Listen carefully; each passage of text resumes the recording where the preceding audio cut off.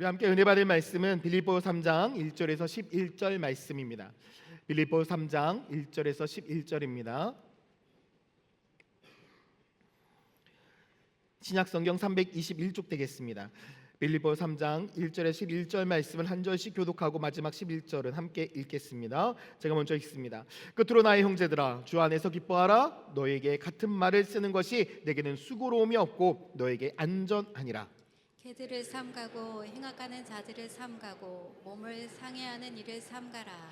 하나님의 성령으로 봉사하며 그리스도 예수로 사랑하고 육체를 신뢰하지 아니하는 우리가 곧 할례파라. 그러나 나도 육체를 신뢰할 만하여 만일 누구든지 다른 이가 육체를 신뢰한 나는 8일 만에 할례를 받고 이스라엘 족속이요 베냐민 지파요 히브리인 중에 히브리인이요 율법으로는 바리새인이요 열심으로는 교회를 박해하고 율법의 의로는 흠이 없는 자라. 그러나 무엇이든지 내게 유익하던 것을 내가 그리스도를 위하여 다 해로 여길 뿐더러 또한 모든 것을 해로 여김은 내 주 그리스도 예수를 아는 지식이 가장 고상하기 때문이라. 내가 그를 위하여 모든 것을 잃어버리고 배수물로 여김은 그리스도를 얻고 그 안에서 발견되려 함이니 내가 가진 의는 율법에서 난 것이 아니요 오직 그리스도를 믿음으로 말미암은 것이니 곧 믿음으로 하나님께로부터 난 의라. 내가 그리스도와 그 부활의 권능과 그 고난에 참여함을 알고자 하여 그의 죽으심을 본받아 함께 읽겠습니다. 어떻게 해서든지 죽은 자 가운데서 부활에 이르려 하노니. 우리 함께 고백합니다. 이는 살아계신 하나님의 말씀입니다. 아멘.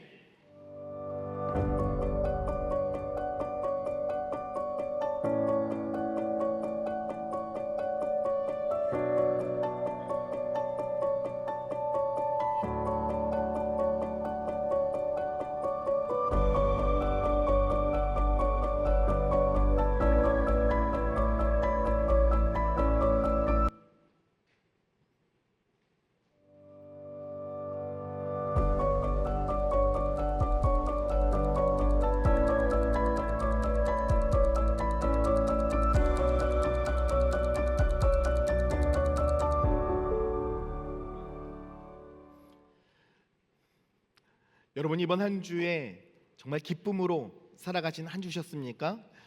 제가 지난주에 말씀을 통해서 기쁨을 만나고 기쁨을 누려야 된다라고 그렇게 말씀을 드렸잖아요. 저는 이번 한 주를 살아가면서 기쁨을 만나고 기쁨을 누린 것뿐만 아니라 우리 모든 성도들이 기쁨을 누리며 기쁨에 참여하고 있구나라는 것을 보았고 깨달았던 시간이었습니다. 저에게 이번 베델 기도회 이 한 주는 정말 특별하고도 은혜가 넘치는 한 주였습니다. 예배 가운데 속에서도 은혜가 넘쳤지만 그 어떠한 것이 은혜가 넘치냐면 특송 시간이 너무나 은혜가 넘쳤어요. 여자 일목장에서부터 시작해서 쭉 시작된 그 아름다운 찬양, 이런 분도, 이런 악기를 다루시는 분도 또 계셨구나, 이렇게 아름다운 찬양을 하시는 분도 계셨구나라도 깨닫는 시간이었는데 그 절정이 언제였냐? 목요일에 갈렙 목장이요. 나는 하나님을 섬기는 것에 후회가 없습니다라는 이 찬양을 부르는데 90세 넘은 권사님이 이 찬양을 하기 위해서 통째로 외워버린 거 아세요? 그래가지고 악보도 안 보고 얼마나 나중에 그 이야기를 듣는데 너무나 깜짝 놀랐단 말이에요. 아니 권사님 앞에서 나오잖아요. 앞에 나와도 그게 늦게 나올 때가 있어서 내가 모르면 못해. 그러니까 외워야 돼. 맞잖아요. 그걸 외워버린 거예요. 근데 그걸 떠나서 그 가사 자체가 그분들의 삶이었고 그분들의 간증이어가지고요 고백하는 것 자체가 너무나 큰 감동이었잖아요. 그게 얼마나 큰 감동인지 여러분 궁금하시죠? 안 궁금하세요? 안 궁금하신 것 같아가지고 그래서 제가 유튜브에다가 공개를 안 했어요. 막 예배 끝나고 가면은 막 궁금해서 가고 보실까 봐. 그래가지고 궁금하시면 저한테 500원씩 갖고 오시면 제가 풀어드릴게요. 너무 기쁘더라고요. 너무 감동, 너무 은혜가 넘쳐요. 근데 더 그 은혜에 한 스푼을 더한 것이 금요일 예배였어요. 금요일 찬양으로 막 예배를 드리는데요, 저는 우리 교회 성도들이, 죄송합니다 이런 표현 써서, 다 관절이 아프신 줄 알았어. 왜냐하면 찬양하고 예배하고 신나는데 아무도 안 일어나. 그리고 정말 은혜로우면 때로는 몇몇 분들 빼면 다 50견 온 줄 알았어. 다 이렇게밖에 안 올라가. 근데 이번 금요일에는요, 갑자기 몇 분들이 일어나기 시작하셔가지고 막 찬양을 부르고, 심지어는 한쪽에서는 우리 어린 아이들이요, 그 예배에 참여하고 막 하는데 막 어깨 동무라고 막 무슨 군대 온 줄 알았잖아요. 막 그렇게 찬양하고 예배하는데 얼마나 행복하고 얼마나 예쁘던지. 저는 진짜 야, 이게 천국이고, 야, 이제 우리 천안침례교회도 진짜 하나님이 주신 기쁨을 누리는 교회가 되었구나라는 것을 생각하게 되었습니다. 얼마나 기쁘던지. 그래서 제가 이제 마음껏 우리 교회를 자랑하고 싶더라고요. 마음껏 많은 사람들에게 야, 우리 이런 교회야 라고 선포하고 싶더라고요. 야, 이제 진짜 하나님이 주신 은혜를 자랑하고, 하나님이 주신 사랑을 자랑하고, 하나님이 주신 기쁨을 자랑할 때가 되었구나. 이제 하나님은 우리 교회를 통해서 하나님만을 자랑하고 하나님만을 높이기를 원하시는구나 라는 것을 다시 한번 깨닫는 복된 한 주였습니다. 그래서 저는 다시 한번 마음 가운데 굳게 믿었어요. 그래, 우리 천안침례교회는 오직 누구만을 높이자? 하나님만을 높이자. 오직 누구만을 자랑하자? 하나님만을 자랑하자. 그래서 오늘 말씀 제목도 오직 무엇만을 자랑하자? 십자가만을 자랑하자. 여러분, 우리가 십자가만을 자랑하는 교회, 십자가만을 자랑하는 성도가 된다는 것, 그것은 무엇을 의미할까? 제가 말씀을 묵상을 하면서 저는 오늘 말씀을 통해서 결론을 먼저 내린다라고 한다면, 우리 교회는 이런 교회가 되고 우리 성도들은 이런 성도가 되어야 되겠다라고 결단했습니다. 오직 십자가만을 자랑하고 십자가만을 자랑하는 성도란 무엇인가? 한번 같이 읽어보도록 하겠습니다. 같이 읽겠습니다. 시작. 오직 십자가만 자랑하는 교회와 성도란 세상의 성공과 자랑을 내려놓고 예수 그리스도의 십자가 안에서 다시 살아난 존재로서 그 사랑과 은혜를 세상 속에서 드러내는 삶을 사는 교회와 성도가 되는 것. 전 우리 교회가 이런 교회가 되고 여러분들이 이런 성도가 되기를 예수님의 이름으로 축원드립니다. 우리가 이런 성도가 될 때에 우리는 당당하게 십자가만, 예수만을 자랑하며 살아갈 수 있습니다. 그래서 사도 바울도 이렇게 고백을 합니다. 빌립보 3장 3절에 보면 쉬운 성경으로 우리는 참 할례를 받은 사람으로서 하나님의 영으로 예배를 드리며 예수 그리스도 안에서만 자랑합니다. 우리는 우리 스스로가 얼마나 믿을 수 없는 존재인지 잘 압니다라고 이야기하고 있어요. 우린 연약하지만, 난 부족하지만 누구만을 위하여? 주님만을 위하여 살아가고 주님만을 위하여 내가 존재할 때에 우리의 삶을 통해서 누구만을 자랑할 수 있다? 하나님만을 자랑할 수 있다라고 사도 바울은 고백하고 있는 거예요. 여러분, 우리들의 연약함, 우리의 부족함이 얼마나 많습니까? 당시 빌립보 교회 안에도요, 연약함이 있었고 부족함이 있었어요. 이 교회가 믿음이 있고 은혜가 있었지만 이 교회 안에도 연약한 사람들이 있었는데 그들이 누구였느냐? 할례파 유대인들이었습니다. 할례파 유대인들이 누구냐? 이들은 하나님을 믿고 유대인으로서 오래전부터 살아왔던 사람들입니다. 이들의 인생은 마음 가운데 뼛속 깊이 어떤 생각이 있었냐면, 하나님으로부터 나는 선택받은 선민이다 라고 생각이 뿌리 깊게 박혀져 있었고, 이것을 전통적으로 믿어왔고 자녀들에게도 그 전통을 물려주었습니다.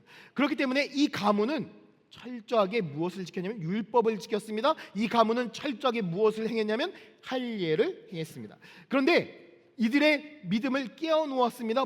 누가? 예수 그리스도가. 그런데 이들의 마음 가운데 누구를 받아들였냐면 바로 예수를 받아들였습니다. 하지만 이들의 마음에 깨어지지 못한 것이 있습니다. 바로 전통이었습니다. 그래서 이들이 주장하는 것은 무엇이었냐면 율법과 할례, 그리고 예수를 믿어야만, 이 세 가지가 함께 이루어져야만 무엇에 이르를 수 있다? 구원에 이르를 수 있다라고 주장한 것이 할례파 유대인들이었습니다. 이 할례파 유대인들이 빌립보 교회 안에 침투하기 시작한 거예요. 그러다 보니 여러분 잘 보세요. 이들로 인해서 교회가 술렁대기 시작한 거예요. 왜냐하면 할례를 받지 않은 사람들도 교회 안에 존재하고 있었어요. 이방인들도 존재하고 있었어요.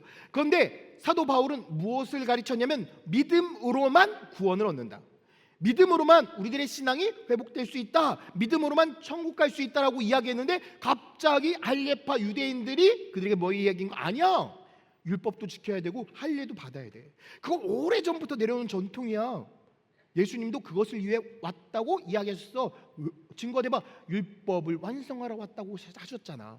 그러니 율법은 사라져서는 안 돼라고 말씀하고 있는 거예요. 사람들이 혼동하기 시작했겠죠. 근데 이 소식을 들은 바울이 빌립보 교회에게 편지를 해서 뭐라고 이야기한 거예요? 오직 무엇만이? 십자가만이. 오직 무엇만이? 예수만이.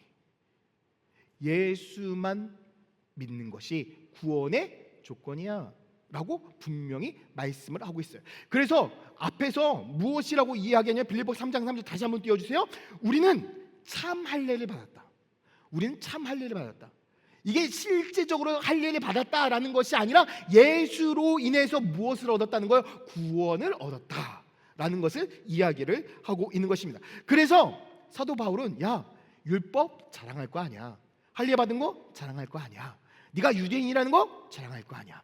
우리의 자랑은 오직 누구만 자랑해야 된다? 예수 그리스도만 자랑해야 된다라고 말씀하고 있는 거예요. 그래서 에베소서 2장 8절과 9절 말씀에도 이렇게 고백하고 있습니다. 너희는 그 은혜에 의하여 믿음으로 말미암아 구원을 받았으니 이것은 너에게서 난 것이 아니요 하나님의 선물이라. 행위에서 난 것이 아니니 이는 누구든지 자랑하지 못하게 함이라. 구원은 오직 어디에서 났다? 믿음에서. 믿음에서. 주님은 분명히 말씀하고 있어요. 구원은 오직 누구를 통해서? 주 예수 그리스도를 통해서. 나를 위하여 십자가 지시고 못 박혀 죽으신 지 3일 만에 다시 부활하신 그 예수 그리스도를 믿는 자만이 구원을 얻을 수 있다라고 분명히 말씀하고 있기에 우리가 선포하고 우리가 자랑해야 될 것은 무엇입니까? 오직 십자가의 사랑과 은혜만을 자랑해야 하는 것입니다. 저는 이 자리에 있는 모든 분들이 예수 그리스도의 그 십자가, 그 은혜만을, 그 사랑만을 자랑하며 살아가는 믿음의 성도가 되기를 예수님의 이름으로 축원드립니다. 주님께서 우리들에게 주신 이 구원이라는 선물은요 2000년 전에 이미 우리들에게 주어졌어요. 그 선물 보따리 여러분 풀으셨습니까? 풀으셔야 돼요. 그 선물 보따리를 푸른 그 사람만이 그 선물로 인하여 기뻐하고 즐거워하여 어떻게 할 수 있어요? 자랑할 수가 있는 거예요. 제가 강단에서요 우리 성도님들이 해주신 음식이라든지 이런 거를 맛있게 먹고도 자랑을 못하겠어. 왠 줄 아세요? 이 말하는 것도 좀 조심스러워. 왜냐하면 지난번에 제가 이것 이름도 얘기하면 또 조심해요. 모 집사님이 깻잎을 해다 주셔서 너무 맛있는 거예요. 제가 깻잎 맛있다고 했더니 그 다음 주부터요 깻잎이 한 10통 들어왔어. 와, 이거를 어떻게 먹어? 깻잎을 지가 먹고. 야, 이거 쉽게 자랑하면 안 되는구나. 근데요 세상 자랑은 이렇잖아요. 근데 하나님 자랑은 괜찮아요. 우리가 십자가 자랑하는 것은 괜찮아요. 우리가 인간적인 자랑이 아니라 십자가를 자랑하면 세상 모든 사람들에게 누가 증거되는 거예요? 예수 그리스도가 증거되는 거예요. 여러분들이 주님께서 여러분들을 위해서 2000년 전에 예수라는 선물을 보내주셨습니다. 그 구원의 선물을 오늘 풀러보시길 바랍니다. 그리고 그 구원의 선물 상자 안에 무엇이 들어있는지 여러분들을 향한 그 하늘의 복을 경험하셔서 이제 세상에 나아가 야, 나 예수로부터 선물 받았어. 예수로부터 그 은혜 받았어. 그것이 뭔데? 너도 누려봐. 너에게도 준비되어 있어 라고 자랑할 수 있는 우리 천안침례교회 성도가 되시기를 예수님의 이름으로 축원드립니다. 그러한 자랑을 하는 성도가 되기 위하여 우리는 어떻게 살아가야 될까? 두 가지를 기억하시면 돼요. 첫 번째, 십자가로 나를 다시 살려야 된다는 거예요. 함께 따라해 보겠습니다. 십자가로 나를 다시 살리다. 십자가로요 내가 먼저 다시 살아나야만이 무엇을 자랑할 수 있다? 십자가만을 자랑할 수 있다. 저는 요즘 시대를요, 자랑의 시대. 사실 미디어 시대지만 이 미디어 시대가요, 다른 사람들에게 내가 어떠한 삶을 살아가고 있는 자랑하는 시대라고 생각해요. 여러분, 특히 젊은 세대들은요, 내가 무엇을 하고 있다 일거수일투족을 뭐예요? 찍어요. 다 어디에다 올려요? SNS에다 다 올려요. 그래야만 사실 홍보가 되고 내가 뭘 할 수 있기 때문에 SNS만 잘해도 돈 버는 시대가 되었거든요. 그러다 보니까 뭘 하든지 무엇을 입든지 내가 어떤 화장을 했는지 내가 무엇을 샀는지 다 자랑하고요. 이거 올리면 올린 걸로 끝날까요? 아니면 계속 들어갔다 나왔다 들어갔다 나왔다 할까요? 근데 그 이유가 있어. 뭐 때문에? 뭐 때문에? 조회수. 야, 역시 성가대는 아무나 못해. 조회수. 근데 그 조회수보다 조금 중요한 게 있어. 뭘까요? 그거 알아요? 좋아요. 뭔지 아세요? 일부는 전혀 모르시더라고. 요거. 그래서 사진으로 준비했어. 이게 청년부 인스타그램이거든요. 그러면 이 청년부 인스타그램을 딱 보면 생각나야 되는 게 있어요. 아, 마팔 해야 되겠다. 아, 모르세요? 저거 친구 맺어줘야겠다. 쉽게 말하면 그거예요. 팔로워 딱 누르면요, 저 밑에 빨간 거 보이세요? 그게 좋아요예요. 저거 많이 눌러줘야 조회수가 올라가고요, 사람들이 좋아해요. 모르셨어요? 여러분, 그냥 나는 인스타그램 안 하고 뭐 상관없어. 그냥 아이디 하나 가지고요, 우리 청년부 마팔해주고 계속 아무거나 할 때 눌러줘요. 그게 전도예요. 그게 전도라고요. 싫으면 하지 마요. 근데 해주시면 되게 좋아요. 근데 여러분, 세상은요, 이게 되게 중요해요. 그래서 다른 사람이 나보다 좋아요 수가 높으면 못 참아. 그 내가 더 좋은 데 가야 돼. 계속 더 좋은 것만 추구해. 그런데 여러분, 좋은 것만 추구한다고 해서 내 마음에 만족이 올까요? 안 오거든요. 오히려 더 좋은 것을 찾아가면요, 내 마음 가운데 무엇가 찾아올까요? 공허함이 찾아오기 시작해요. 사도 바울도 마찬가지였어요. 여러분, 사도 바울의 인생이 얼마나 위대한 인생이었는지 알고 계시죠? 오늘날로 이야기한다면 최고의 인플루언서예요. 수많은 사람들 앞에 영향력을 끼치고 그의 말 한마디에 놀라운 삶의 변화의 역사를 끼치는 사람이었어요. 그를 따라오는 사람들도 정말 많았다고. 왜냐하면 빌립보 3장 5절에 나는 8일 만에 할례를 받았고 이스라엘 족속이요 베냐민 지파요 히브리인 중에 히브리인이요 율법으로는 바리새인이요 열심으로는 교회를 박해하고 율법의 의로는 흠이 없는 자다라고 이야기했거든요. 완벽한 사람이었어요. 그러니 수많은 사람이 따라올 수밖에 없었죠. 그런데 이렇게 살아가는 사도 바울이 갑자기 그의 인생을 180도 확 바뀌어 버려요. 언제? 예수를 만났을 이후. 성경은 분명히 기록하고 있어요. 빌립보 3장 7절을 쉬운 성경으로 볼게요. 쉬운 성경으로 보면 이렇게 번역하고 있거든요. 그때는 이 모든 것이 내게 너무나 소중하고 가치 있는 것들이었습니다. 그러니까 예수를 만나기 전에는요, 이 모든 것들, 자기가 추구하던 모든 삶, 성공이라든지 자기의 추구하는 모든 의가 최고였다는 거예요. 그것이 중요하다는 거예요. 말씀 계속 띄워주세요. 최고의 가치였다는 거예요. 자, 그런데 노란 글씨에 뭐라고 써 있어요? 그러나 예수 그리스도를 만난 이후. 그러니까 내가 예전에 그런 삶을 살았지만, 그러나 내가 예수 그리스도를 만난 이후 그 모든 것이 아무 쓸모없는 것임을 알았습니다. 사도 바울은 예수를 만난 다음에, 야, 내가 지금까지 추구해왔던 모든 것이 낭비였구나, 쓸데없는 일이었구나, 잘못된 것이었구나, 목적에서 어긋난 일이었구나 라는 것을 깨달으면서 자기의 인생을 완전히 비관적으로 비판적으로 이야기를 하면서 심지어는 이렇게 이야기해요. 빌립보 3장 8절에 또한 모든 것을 해로 여김은 내 주 그리스도 예수를 아는 지식이 가장 고상하기 때문이라. 내가 그를 위하여 모든 것을 잃어버리고 무엇으로 여겼다? 배설물로 여겼다. 이전의 모든 것들, 예수님 만나기 전에 이전의 모든 것들이 다 무엇이었다는 거예요? 배설물. 이 배설물이라는 이 원어 자체가 헬라어로 스퀴발론인데요. 말 그대로요. 폐물, 똥 이런 의미예요. 그런데 여러분, 이 의미 자체가 무엇이냐면 냄새가 나는 오염물이라는 거예요. 냄새가 나는 오염물. 그런데 이렇게 냄새가 나는 오염물을 가지고 살았던 이 사도 바울의 인생이 하나님을 알았을까요? 몰랐을까요? 이게 중요해요. 사도 바울은 정말 열심히 살았어요. 히브리인 중에 히브리인이고 최고의 열정, 최고의 율법을 지키며 살아갔던 그의 인생이었어요. 그런데 그의 인생 모두가 다 배설물과 같은 인생이었다라고 고백했는데, 이 배설물과 같이 냄새나는 인생을 살았던 바울의 삶이 하나님을 몰랐을까요? 알았을까요? 알았어요. 심지어는 이 모든 일들이 누구를 위한 일이었어요? 하나님을 위한 일이었어요.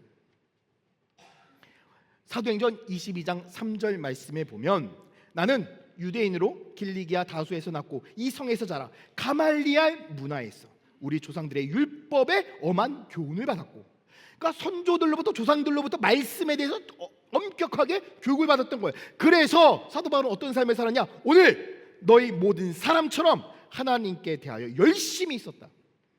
하나님을 향한 열정과 열심이 있었단 이야기예요. 그런데 저는 이 말씀을 묵상하면서 바로 이 사도 바울의 모습이 오늘날 우리의 모습과 너무나 흡사했어요. 아니, 똑같았어요.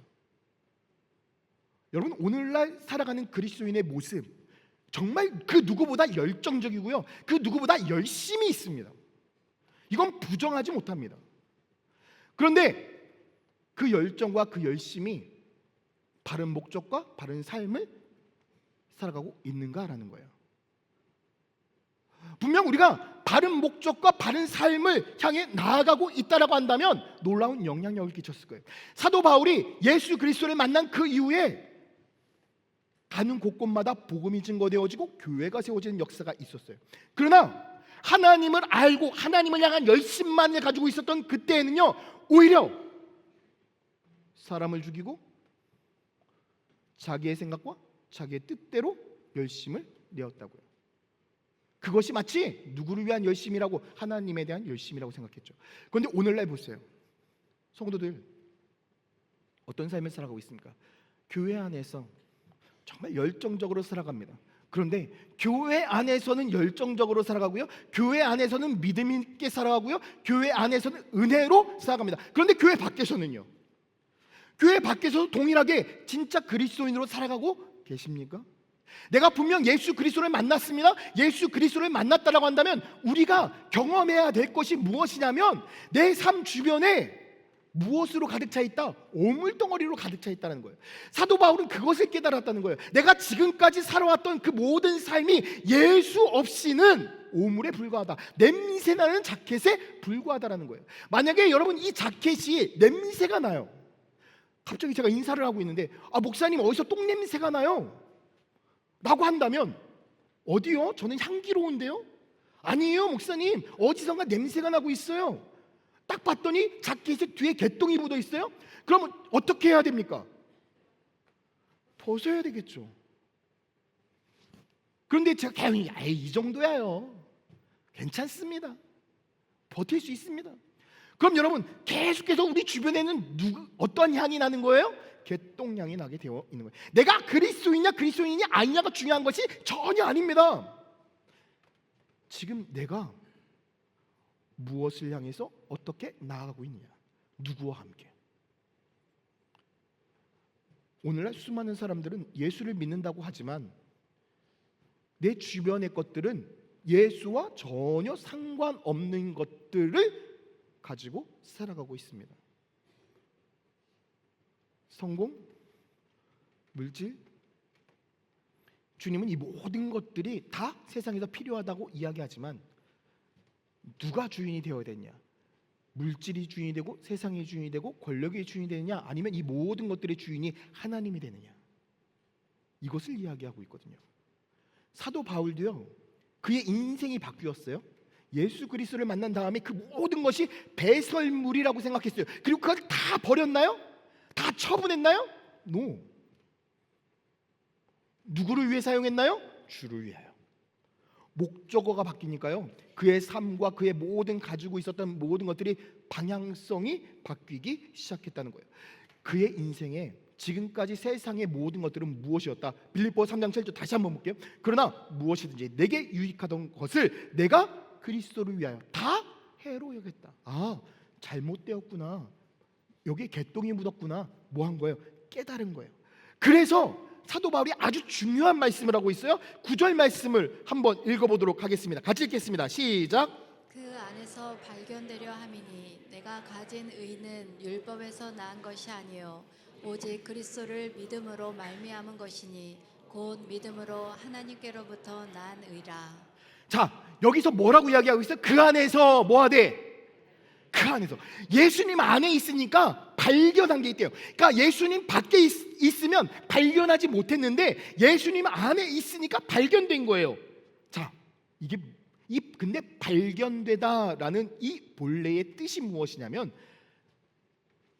본래의 자리를 되찾는 것이란 의미가 있어요. 본래의 자리를 되찾는 것. 보세요. 자, 제가 이렇게 설교자의 자리에 있습니다. 그렇죠? 제가 이렇게 막 설교를 하고 있어요. 근데 갑자기 제가 이리 와요. 근데 여기 현장에서 예배 드리는 분들은 다 지금 제가 가는 곳으로 다 시선을 옮겼죠. 근데 온라인으로 예배를 드리는 분은 만약에 잠깐 깜빡했다. 목사님 어디 갔어? 목사님 어디 갔어? 이거 방송사고 아니야? 목소리는 들리는데? 막 이러실 거예요? 근데 제가 어디를 옮긴 거예요? 자리를 옮긴 거예요. 제 자리는 여기예요, 저기예요? 그럼 어떻게 해야 돼요? 가야 돼요. 안녕하세요.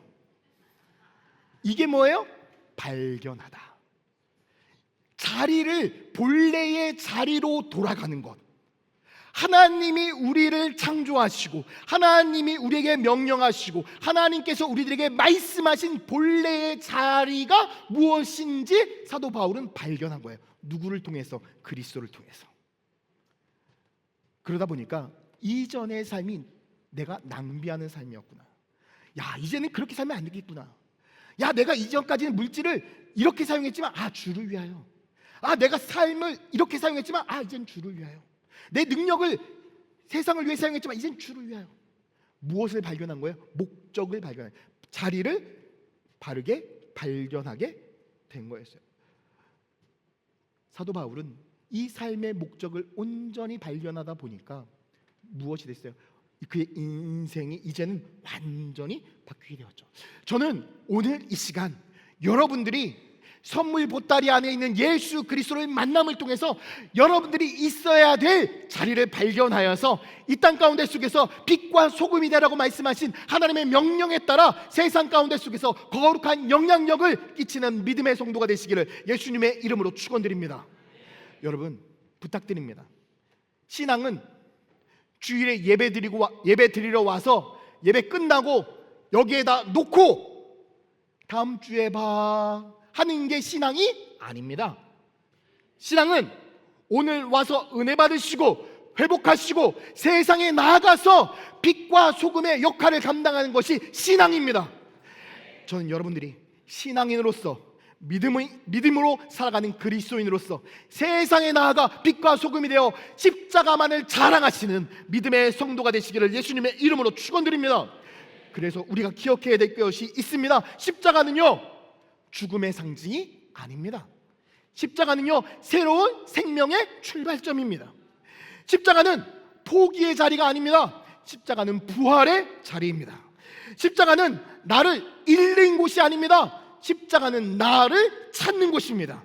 전 여러분들이 십자가를 새롭게 정의해서 십자가만이 우리의 삶의 인생의 출발점이고 십자가만이 우리의 삶을 다시금 일으켜 세워주신 회복의 시작점이고 우리들의 삶의 축복의 시작점임을 깨달아서 이 땅 가운데 속에서 주님만을 높이며 주님만을 사랑하며 주님만을 자랑하며 살아가는 믿음의 성도가 되기를 예수님의 이름으로 축원드립니다.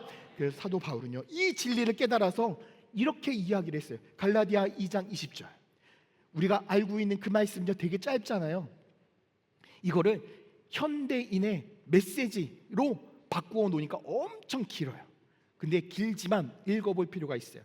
갈라디아 2장 20절을 메시지 성경으로 읽어드릴게요. 나는 그리스도와 나를 완전히 동일시했습니다. 정말로 나는 그리스도와 함께 십자가에 못 박혔습니다. 이제 내 자아는 더 이상 내 중심이 아닙니다. 나는 더 이상 여러분에게 의롭게 보이거나 여러분에게 좋은 평판을 얻고 싶은 마음이 없습니다. 나는 더 이상 하나님께 좋은 평판을 얻어야 한다는 강박관념도 없습니다. 전 이게 너무 중요하다고 생각해요. 왜냐하면 지금까지 우리가 신앙생활하고 우리가 믿음 생활할 때 무엇이 중요했어요? 평판, 인정받기 위해 신앙하고. 여러분, 지금까지 우리 교회는 권사가 없었잖아요. 권사 딱 1년 준지만에 무슨 얘기가 나와? 왜 너는 권사고 왜 나는 권사 아니? 여러분, 이게 무슨 얘기예요? 마치 이게 무슨 얘기예요? 평판. 직분은 중요하지 않아요. 직분은 누구를 섬기기 위한, 주를 섬기기 위한 거예요.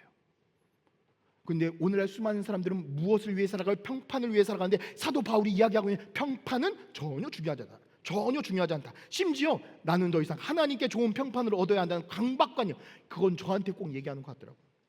그리고 그리스도께서 내 안에 살고 계십니다. 여러분이 보는 내 삶은 나의 것이 아니라 나를 사랑하시고 나를 위해 자기 목숨을 내어주는 하나님의 아들을 믿는 믿음으로 살아가는 것입니다. 나는 이 삶을 저버리지 않을 것입니다.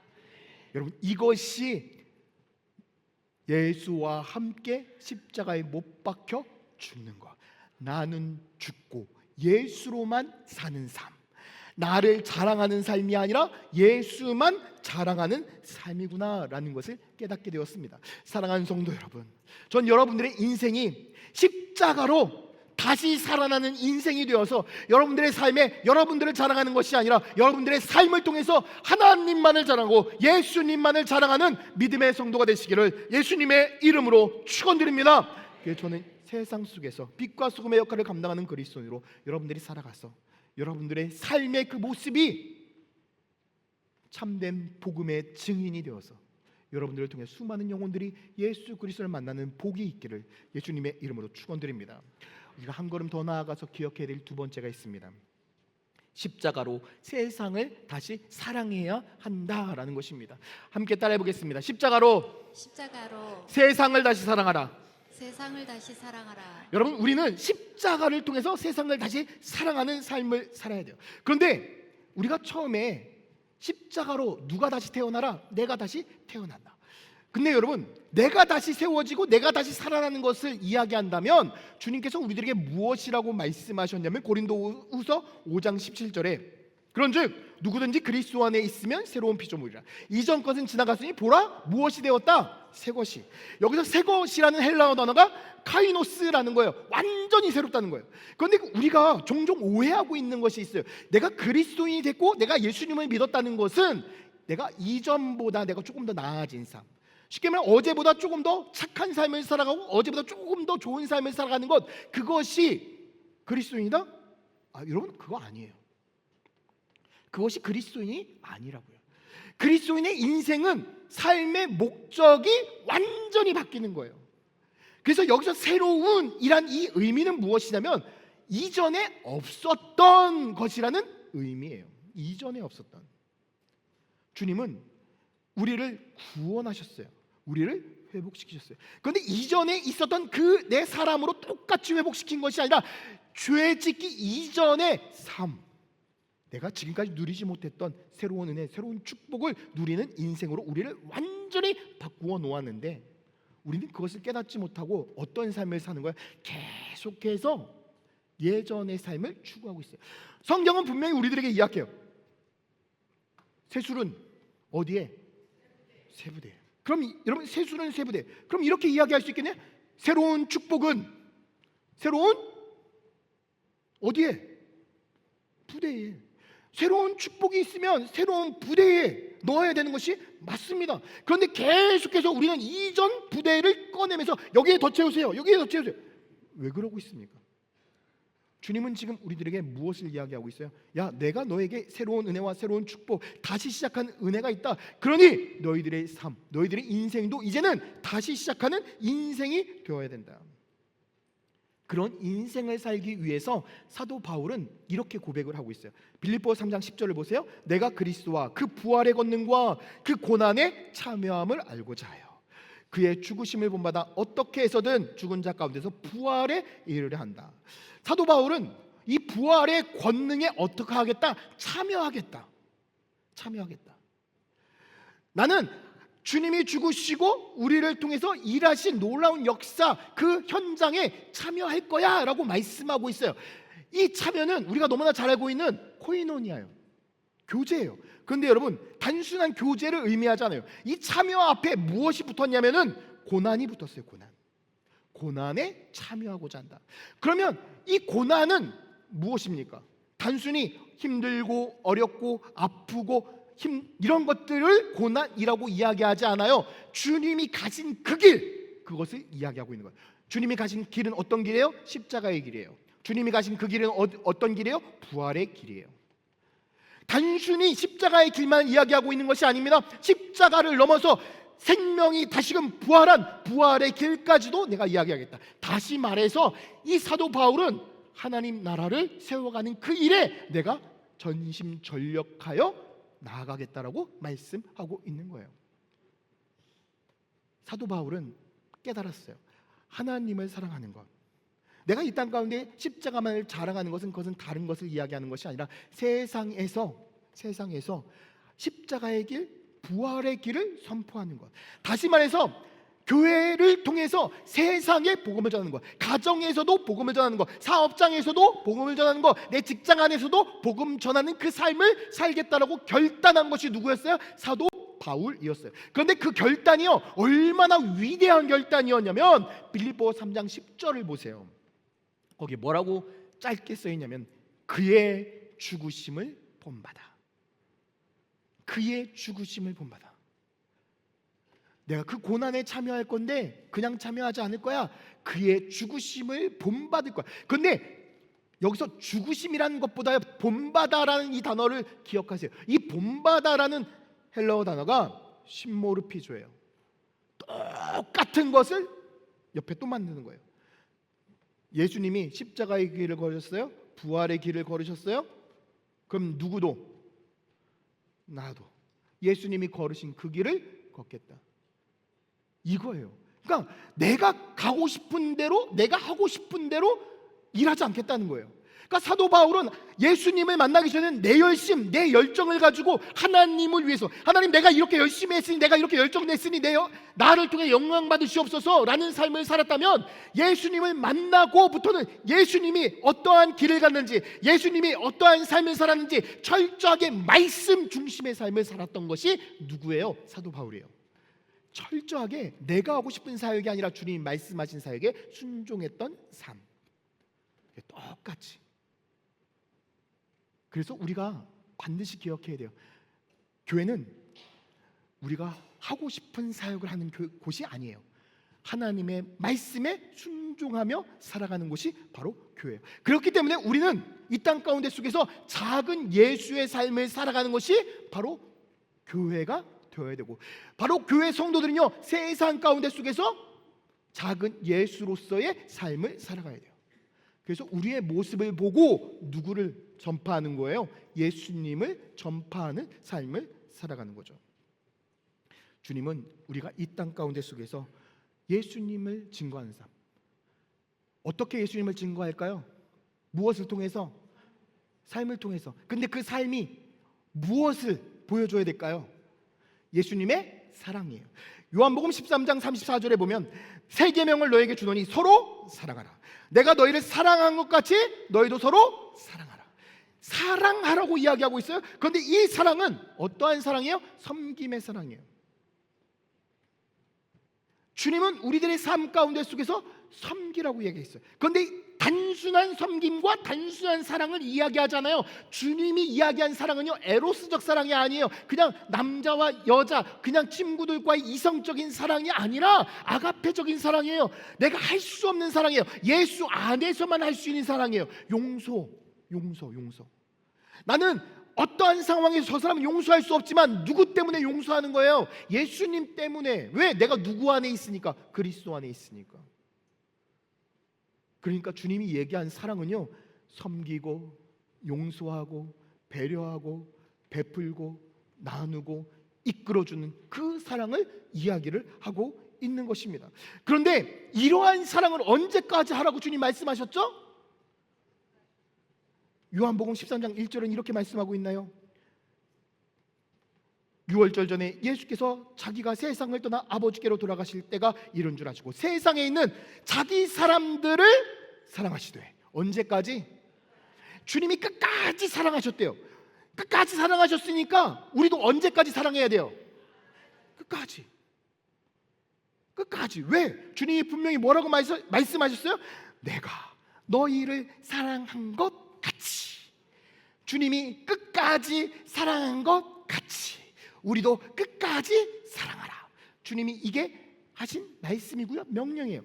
그럴 때에 우리가 세상 사람들에게 무엇으로 비춰지는 거예요? 요한복음 13장 5절. 너희가 서로 사랑하면 이로써 모든 사람이 너희가 내 제자인 줄 알리라. 여러분, 우리가 이 예수님의 사랑, 섬김과 용서와 배려와 베풀 줄 아는 이 사랑을 세상 가운데 증거할 때에 비로소 그제서야 세상은 누구를 알 수 있다? 예수를 알 수 있다. 그런데 잘 생각해 보세요. 여러분, 교회가 세상을 안 섬겼나요? 정말 많이 섬기고 있어요. 여러분, 종교로만 따진다고 한다면 나라에서 사회복지라든지 이런 구제라든지 제일 많이 하는 곳이 어딜까요? 교회예요. 교회. 때로는 천주교요? 아니요. 게임도 안 되게 교회가 월등해요. 교회가 모든 복지 헌금이라는 거 걷어들이면 아마 쉽지 않을 거예요.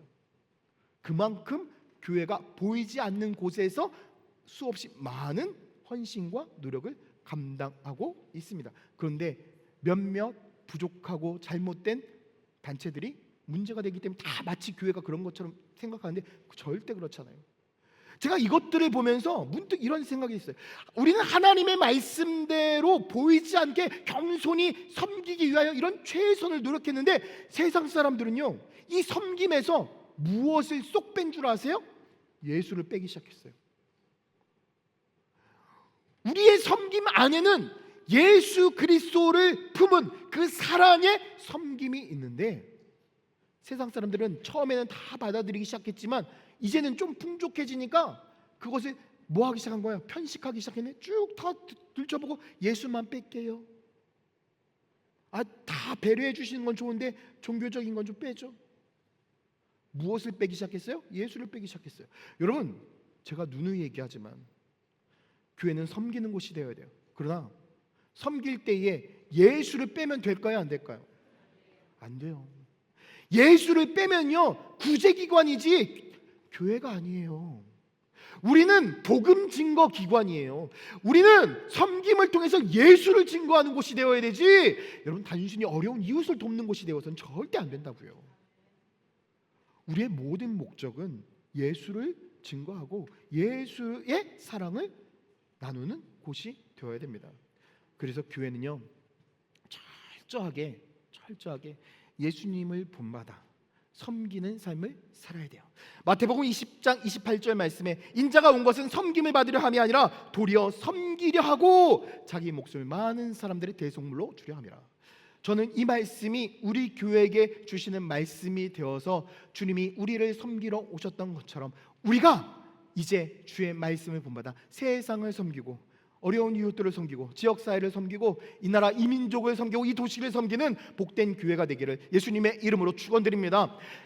지금까지 해왔던 섬김이 아니라 이제 주님의 사랑으로 다시 섬기는 교회가 되어야 됩니다. 지금까지 했던 섬김이 아니에요. 이젠 새로운 섬김, 이젠 새로운 은혜, 그것들을 나눌 수 있는 삶이 되어야 돼요. 그래서 저는 하나님 앞에 기도하고 있는 게 있어요. 여러분, 우리 교회의 헌금 중에 어려운 이웃을 돕고 어려운 교회를 돕는 헌금이 하나가 있어요. 뭐죠? 요즘 잘 안 해가지고 까먹으셨죠? 한 셈 치고, 뭐 먹은 셈 치고, 그쵸? 커피 먹은 셈 치고, 외식한 셈 치고, 여행한 셈 치고 드리는 헌금. 그것을 통해서 누구를 높여드리자? 하나님을 높여드리자. 그래서 제가 여러분들이 너무나 제가 믿음이 없어서 가끔 가다 해가지고 여러분들이 까먹을 것 같아가지고 한 달에 한 번씩 하면 어떨까? 여러분 좋지 않으세요? 한 달에 한 번씩 한 셈 치고 헌금해서 정말 어려운 이웃을 돕고 어려운 교회를 돕고. 여러분 이제 겨울이잖아요. 겨울 되면은 난방비도 못 내는 교회가 있어요. 그런 교회 우리가 헌금해서 진짜 커피 먹은 셈 치고. 요즘 커피 얼마나 좋아하세요? 비싸요. 비싸요. 야 밥값 내가 커피값 낼게. 요즘 이렇게 이야기하면 큰일 나는 시대가 왔어요. 밥값보다 더 나아요. 쉽지 않은 시대예요. 어찌 보면 우리가 이 작은 것을 모아, 우리의 작은 정성을 모아 큰 일을 만들 수 있는 것이 한 셈 치고거든요. 주님은 우리에게 이러한 섬김을 통해서 누구를 세워라? 하나님 나라를 세우고 하나님께 영광 올려 드리는 삶을 살라고 말씀하고 있습니다. 우리가 섬김을 왜 해야 됩니까? 우리 교회를 나타내기 위해서? 아니요. 누구를 나타내기 위하여? 예수. 무엇을 증거하기 위하여? 복음을. 무엇을 자랑하기 위하여? 십자가.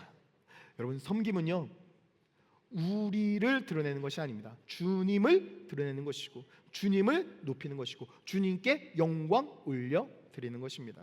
전 우리 천안 침례교회가 주님께서 말씀하신 이 사랑과 섬김을 통해서 세상 많은 사람들이 십자가만이 진리이고 십자가만이 사랑이고 십자가만이 은혜임을 깨닫는 복이 있기를 예수님의 이름으로 축원드립니다. 그래서 여러분 기억하셔야 돼요. 세상은요 착한 사람을 원합니다. 그러나 하나님은요 십자가를 자랑하는 사람을 찾고 계십니다.